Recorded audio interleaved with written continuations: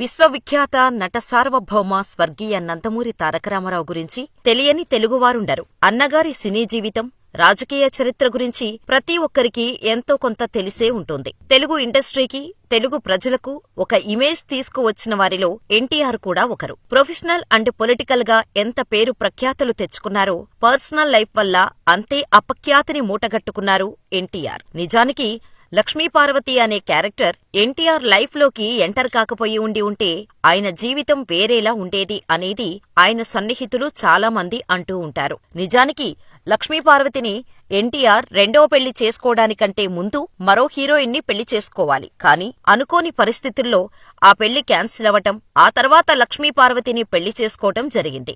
అసలు ముందుగా అన్నగారు పెళ్లి చేసుకోవాలి అనుకున్న ఆ సీనియర్ హీరోయిన్ ఎవరు? ఎన్టీఆర్ లక్ష్మీపార్వతిని పెళ్లి చేసుకోవాల్సిన అవసరం ఎందుకు వచ్చింది అనే ఇంట్రెస్టింగ్ ఫ్యాక్ట్స్ ఈ వీడియోలో మనం తెలుసుకుందాం రండి. నందమూరి తారకరామారావు గారి మొదటి భార్య బస్వతారకం. ఈమెని 1942లో వివాహం చేసుకున్నారు. ఈమె ఎవరో కాదు, ఎన్టీఆర్ మేనమామ కూతురు. అయితే దురదృష్టవశాత్తు క్యాన్సర్ వ్యాధితో 1985లో ఆమె మరణించింది. ఎన్టీఆర్ బసవతారకం దంపతులకు మొత్తం 12 మంది సంతానం కాగా అందులో 8 మంది కుమారులు, 4 కూతుర్లు. సీనియర్ ఎన్టీఆర్ పేద కుటుంబం నుంచి వచ్చి ఎవరూ ఊహించని స్థాయిలో సక్సెస్ పొందటం వెనుక ఆయన సతీమణి బసవతారకం కూడా ఉన్నారు. ఇందులో సందేహం లేదు. కాగా ఎన్టీఆర్ హీరోగా ఎదిగిన రోజుల్లో ఓ హీరోయిన్ ప్రేమలో పడి పెళ్లి చేసుకోవాలి అనుకున్నారట. ఆమె ఎవరో కాదు, హీరోయిన్ కృష్ణకుమారి. ఈమె ఎవరో కాదు, షావుకారి జానకి గారి చెల్లెలు. నాటి మేటి హీరోల సరసన చక్కగా ఇమిడిపోయి వారికి తగ్గట్టుగా నటనను పండించటంలో అందవేసిన చేయి కృష్ణకుమారిది. ఏమీ తెలియని అమాయకపు ముఖానికి అందంగా తీర్చిదిద్దిన కళ్ళు ఎన్నో భావాలను తెలిపేవి. అందుకే ఆమె నటనకు ప్రేక్షకులు బ్రహ్మరథం పట్టారు. అలాగే అగ్రహీరో ఎన్టీఆర్ సైతం ఆమె ప్రేమలో పడిపోయారని అప్పట్లో మీడియా కోడే కూసింది. తెలుగు సినిమా తెరకు 1951లో నిర్మించిన నవ్వితే నవరత్నాలు సినిమా ద్వారా పరిచయమయ్యారు కృష్ణకుమారి. కానీ దానికంటే ముందు మంత్రదండం అనే సినిమా విడుదలైంది. తొలి చిత్రంలో నటిస్తుండగానే ఆమెకు 14 సినిమాల్లో అవకాశాలు వచ్చాయి. అంటే ఆమె నటన, అందం ఏ పాటిదో అర్థం చేసుకోవచ్చు.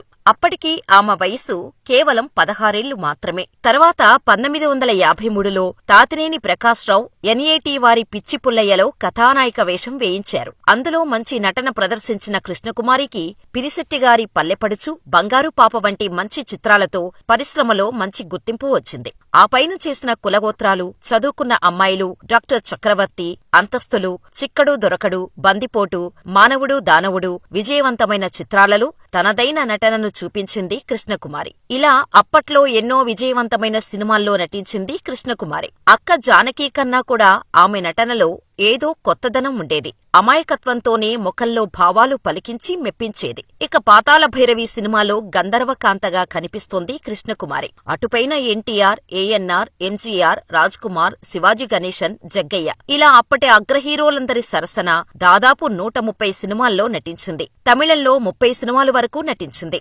ఇలా నటిగా కృష్ణకుమారి అనేక అవార్డులను పొందారు. 3 సార్లు జాతీయ అవార్డులు, రాష్ట్రస్థాయిలో నంది అవార్డులు ఆమెకు వచ్చాయి. బ్రిటన్లోని బర్మింగ్హామ్ సంస్థ లైఫ్ టైమ్ అచీవ్మెంట్ అవార్డు ఇచ్చి సత్కరించింది. చిన్నప్పటి నుండి భానుమతి అంటే ఇష్టం కారణంగా ఆమెతో కలిసి కులగోత్రాలు, పుణ్యవతి సినిమాల్లో నటించినప్పుడు చాలా ఆనందంగా అనిపించిందని పలు సందర్భాలలో చెప్పింది కృష్ణకుమారి.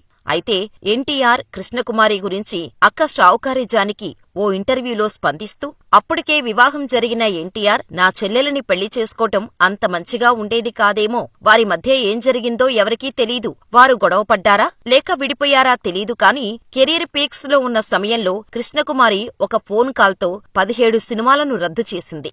నిజంగా ఎన్టీఆర్తో నా పెళ్లి జరిగి ఉంటే నా చెల్లెలు జీవితం అంత శ్రేయస్కరంగా ఉండేది కాదేమో. ఏది ఎలా ఉన్నా తర్వాత ఆమె సీనియర్ జర్నలిస్ట్ అజయ్ మోహన్ కైఠాన్ను పెళ్లి చేసుకున్న సంగతి తెలిసిందే. అప్పుడు కూడా ఓ బడా నిర్మాత ఫోన్ చేసి కైఠాన్తో మీ చెల్లి పెళ్లి ఆపండన్నారు. కానీ నేను ఆ పని చేయనని తేల్చి చెప్పేశాను అంటూ షావుకారి జానకి చెప్పుకొచ్చారు. ఎన్టీఆర్ కృష్ణకుమారిల ప్రేమ ఎంతవరకు నిజమో తెలీదు కానీ తెలుగు తెరమీద అగ్ర కథానాయికగా వెలిగిన కృష్ణకుమారి చివరకు ఎన్టీఆర్నే అయితే పెళ్లి చేసుకోలేదు. బెంగళూరుకు చెందిన అజయ్ మోహన్ ను ప్రేమించి పెళ్లి చేసుకున్నారు. స్నేహితుల ద్వారా పరిచయమైన ఆయనను ప్రేమించి 1969లో వీరి పెళ్లి జరిగింది. వ్యాపారరీత్యా భర్త బెంగళూరులో ఉండగా ఈమె కూడా మద్రాసు వీడి బెంగళూరులో ఉండేవారు. కొంతకాలం తర్వాత అత్తమామల ప్రోత్సాహంతో తిరిగి నటించటం మొదలుపెట్టారు. అయితే కృష్ణకుమారి దంపతులకు సంతానం కలగకపోవటంతో అనాథాశ్రమం నుంచి ఓ ఆడపిల్లను దత్తత తీసుకున్నారు. ఆమె పేరు దీపిక.